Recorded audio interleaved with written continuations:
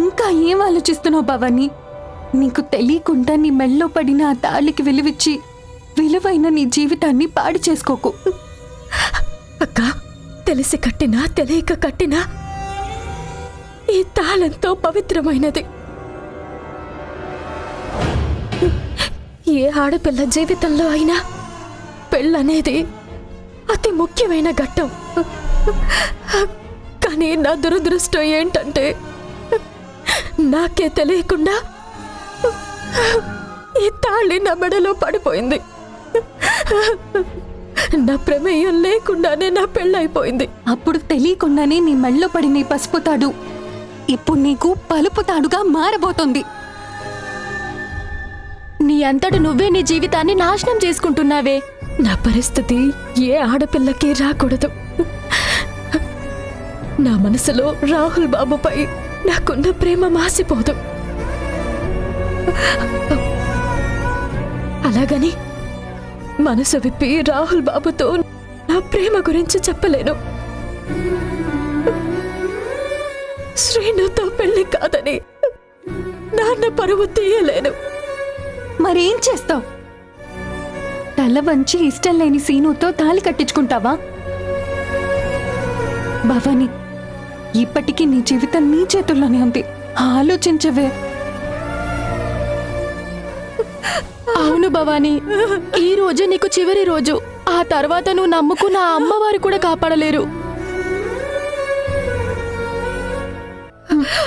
భవాని, పద పద పద భవాని. ఎక్కడికి తీసుకెళ్తున్నారు? రాహుల్ బాబు దగ్గరికేనా?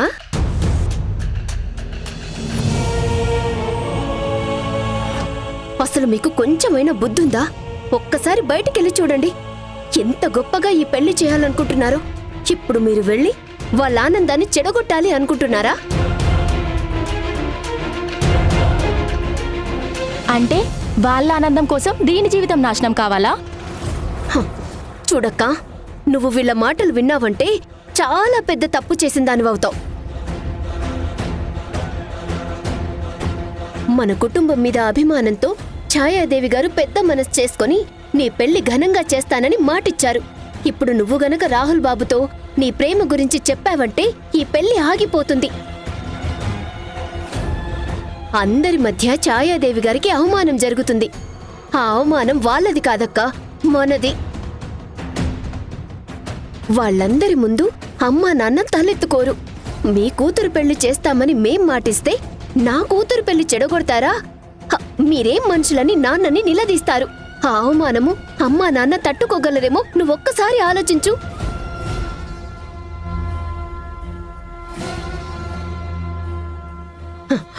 ఇంకో 3-4 గంటల్లో పెళ్లి పెట్టుకొని నువ్వు ఇలాంటి నిర్ణయం తీసుకోవడం కరెక్ట్ కాదక్కా. ఇప్పుడు నువ్వు ఏ నిర్ణయం తీసుకున్నా అది అమ్మా నాన్నల ప్రాణాల మీదకొస్తుంది. ఇప్పుడు నువ్వేం చేసినా రాహుల్ బాబుకి నీకు పెళ్లి కాదు, కానీ ఐశ్వర్యకి రాహుల్ బాబుకి పెళ్ళాగిపోతుంది. ఆ పెళ్ళాగిందంటే ఇక్కడ ఏం జరుగుతుందో నాకంటే నీకే బాగా తెలుసు. ఆలోచించక్కా.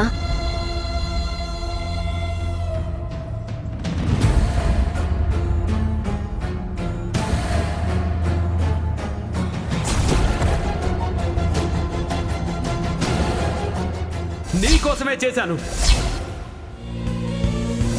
నిన్ను గుడికి ఈ ఊరికి అంకితం చేయాలని చూస్తుంటే నీ జీవితం సర్వనాశనం కాకూడదనే చేశాను.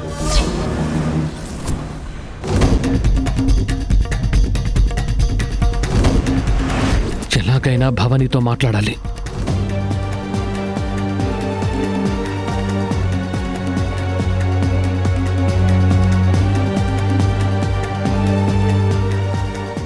భవానీ,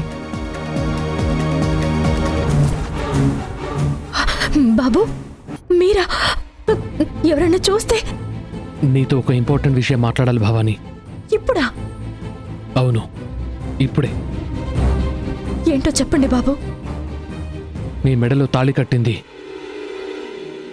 సీను కాదు,